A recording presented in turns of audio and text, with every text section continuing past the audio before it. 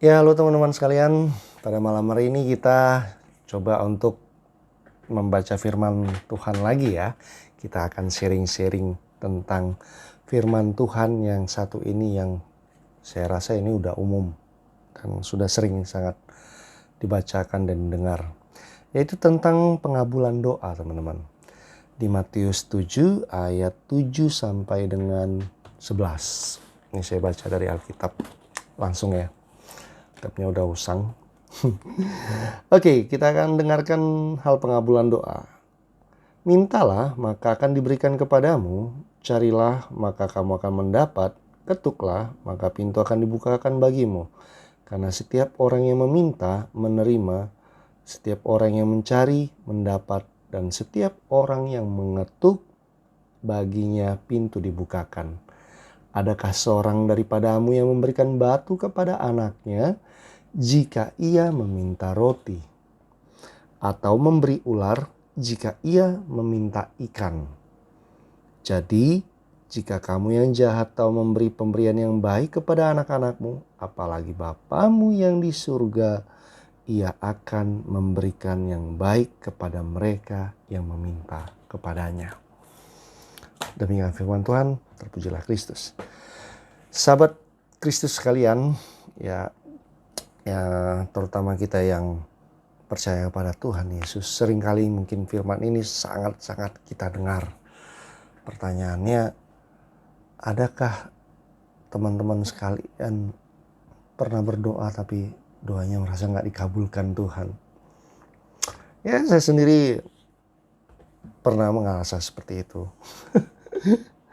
Ya teman-teman, saya pernah pada suatu titik di mana saya ngerasa ya percuma minta sama Tuhan ya.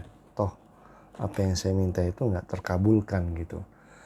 Hanya saja pada saat di situ saya berpikir lagi, ini firman Tuhan yang katanya iya dan amin.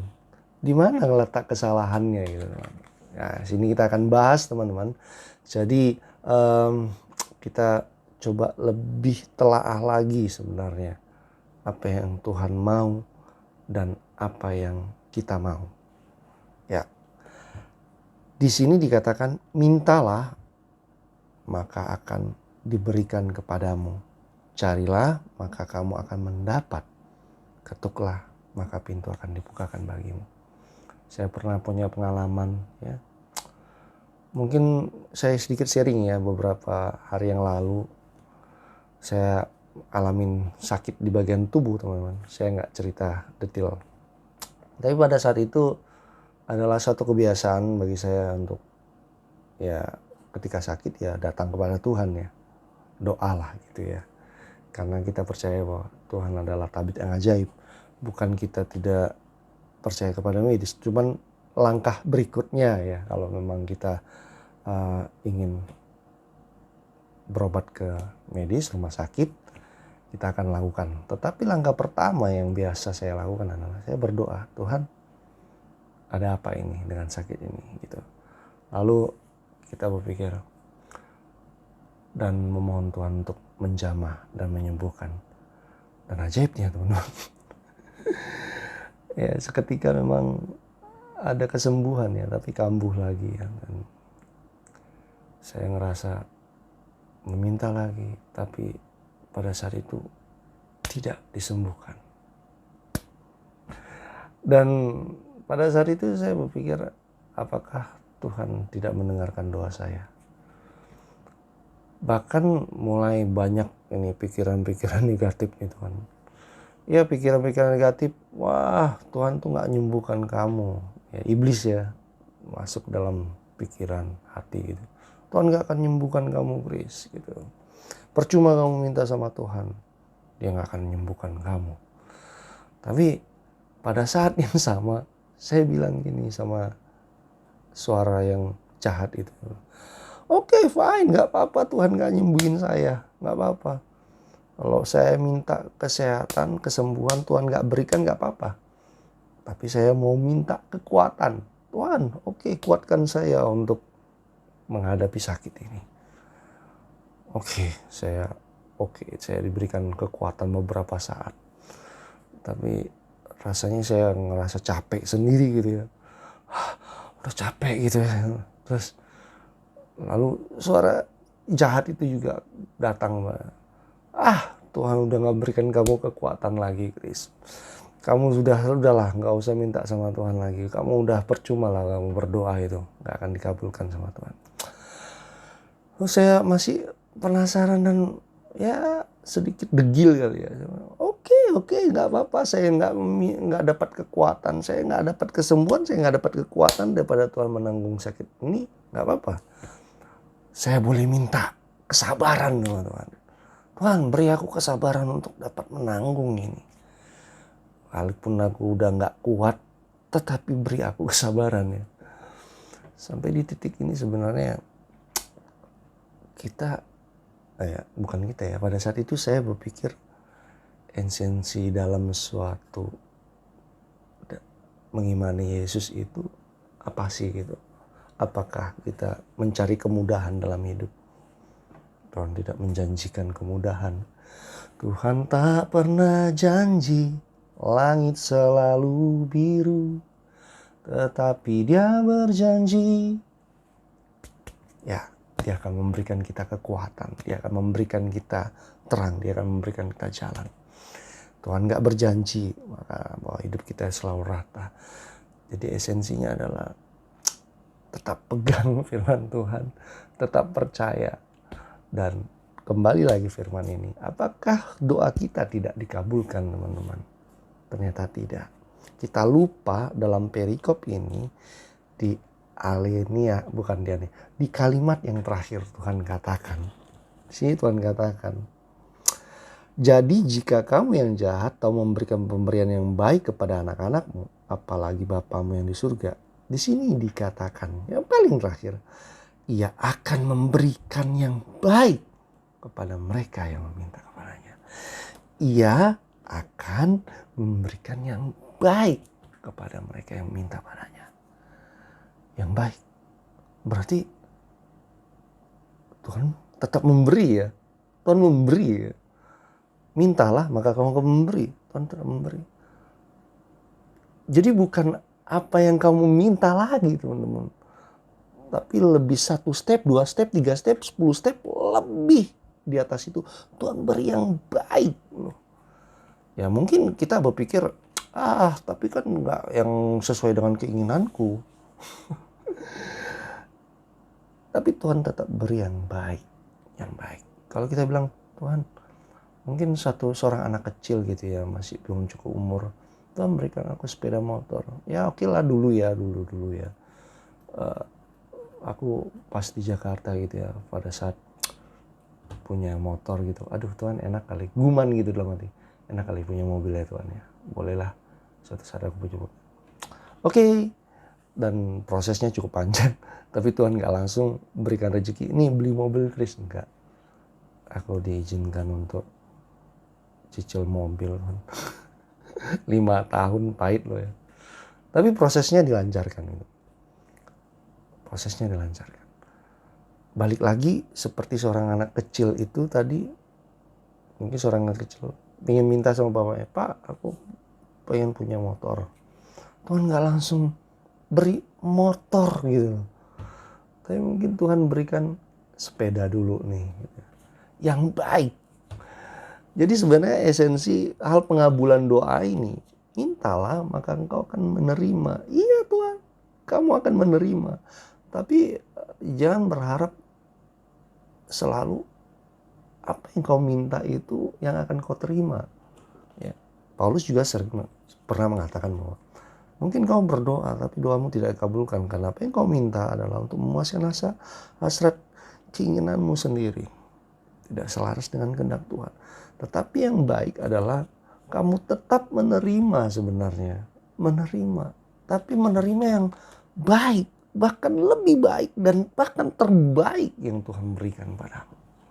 Jadi hal pengabulan doa ini sebenarnya sangat-sangat membuat kita pertama harus percaya bahwa Tuhan memberikan kita apa yang baik. Kalau kita mungkin berpikir, Tuhan berikan aku pekerjaan ya ini biar aku deal dengan proyek ini Tuhan. Tapi Tuhan gak kasih loh ya. Sebenarnya bukan Tuhan tidak kasih, tapi dia sudah kasih, yaitu adalah dia tidak mengasihi. Mungkin sedikit agak bingung ya. Sebenarnya Tuhan memberi bahwa dia tidak ingin memberi itu karena dia tahu yang baik, yang terbaik. Ya bisa saja mungkin ketika kita dapat proyek itu ada masalah di belakang dan Tuhan tidak mau kita bermasalah dengan proyek tersebut. Lalu dia memberi yang baik untuk memutuskan. Tidak untuk proyek tersebut. Tapi percaya Tuhan juga akan menggantikan yang baik. Percaya aja, kita yang jahat, kalau ada yang datang, anak kita meminta roti masa kita kasih ular. Gitu filosofinya. Jadi jangan pernah menyerah untuk meminta sama Tuhan. Ini poin yang ingin juga saya sharingkan ke teman-teman di firman ini. Adalah jangan pernah menyerah untuk minta kepada Tuhan. Tetap minta. Karena dengan esensi itu adalah kita menyadari bahwa diri kita adalah lemah. Kita menyadari bahwa diri kita membutuhkan Tuhan. Dan kita menyadari bahwa diri kita sungguh-sungguh mengandalkan Tuhan. Minta. Perkara diberinya apa, biarkan itu adalah hak prerogatifnya Allah. Nggak usah dipikir-pikir. Kalau saya Tuhan minta kesembuhan, Tuhan gak kasih lo kesembuhan, gak apa-apa. Tuhan minta kesehatan atau gak dikasih kesehatan, Tuhan oke, kita minta kekuatan untuk menanggung ini. Tuhan gak berikan kekuatan juga. Oke Tuhan, berikan aku kesabaran. Sampai di mana? Kalau memang Tuhan izinkan kita diberikan kekuatan untuk menanggung penyakit ini dan kesabaran, tentu Tuhan ingin melatih, membentuk kita seperti emas yang dimurnikan, dipukul, ditempah, dibakar, dipukul lagi, ditempah, dibakar, supaya menjadi suatu emas yang murni. Demikian juga hidup manusia, teman-teman. Hidup kita ini, kita yang meminta kepadanya ini diberi yang baik dan terbaik. Dan satu hal yang tidak Tuhan berikan, yang tidak pernah Tuhan tidak akan berikan. Nah, artinya ya Tuhan pasti beri adalah Roh Kudusnya, teman-teman. Jadi ketika mungkin ada godaan, aku sudah tidak dapat kesabaran lagi dalam hal ini. Mungkin senjata terakhirku adalah aku meminta Tuhan beri aku Roh Kudus-Mu, hikmat untuk bisa menerima ini yang Kau izinkan terjadi dalam hidupku, agar aku bisa belajar lebih dalam lagi akan firman-Mu, belajar lagi lebih dalam lagi untuk mengandalkan Engkau. Ketika kita minta kesehatan tidak, kekuatan tidak, kesabaran tidak, minta Roh Kudus pasti. Tuhan tolong, Roh Kudus kasih aja. Dan itu adalah sesuatu hal yang lebih dari segalanya ya. Karena seperti Santa Teresa Avila juga berkata bahwa Tuhan saja cukup gitu. Roh Kudus itu adalah Tuhan. Dan ya itu cukup dalam hidup kita. Ketika ada Roh Kudus, Dia akan membimbing engkau melewati setiap kesulitan-kesulitan. Mungkin dalam hal pekerjaan, dalam hal kesehatan, dalam hal finansial, Dia akan bimbing. Satu persatu Dia akan. Ya aku juga pernah sih dalam keadaan finansial juga gitu kan. Wah, ternyata sulit juga ini ya dapat pengajuan gitu, peminjaman di bank gitu ya. Tidak terkabulkan, tapi karena minta dalam doa dan dalam iman percaya, Tuhan utus orang-orang yang bisa membantu. Dan ya yang penting kita boleh tetap percaya bahwa penanggaran kasih-Nya itu selalu ada, dan kita boleh untuk selalu bertanggung jawab atas setiap apa yang boleh kita terima dan kita jalani dalam hidup. Jadi intinya dalam hal pengabulan doa ini, jangan pernah Jangan pernah menyerah untuk meminta kepada Tuhan. Mungkin apa yang kita minta itu tidak baik bagi kita, tapi Tuhan tahu dan Dia berjanji di kalimat terakhir, Dia akan memberikan yang baik, yang baik, yang baik. Bahkan boleh aku katakan yang terbaik kepada mereka yang meminta kepadanya. Ya sahabat sekalian, firman Tuhan hari ini untuk meneguhkan kita. Jangan pernah menyerah dan kecewa jikalau doa-doa kita tidak terkabulkan. Doa-doa kita itu didengarkan Tuhan. Dan di dalam doa kita serahkan mana yang terbaik kepada Tuhan. Itu esensinya. Kalau kita ngotot atas apa yang kita minta, kita tidak akan mendapatkan yang baik daripada Tuhan. Tapi kita hanya berpikir ego kita saja. Di mana Tuhan ingin membentuk kita, tapi kita tidak mau dibentuk. Ketika doa kita tidak kabur, kita mutong. Ketika doa kita tidak dikabulkan, kita berbalik dari Tuhan. Ketika doa kita dikabulkan, bahkan kita menghujat Tuhan dan kecewa. Apalagi kalau kita sudah melakukan banyak pelayanan gitu kan. Wah, aku merasa sudah melayani Engkau Tuhan, tapi kenapa doa aku tidak kabulkan? Sebenarnya semakin kau banyak melayani Tuhan, semakin kau harus rendah hati ke bawah.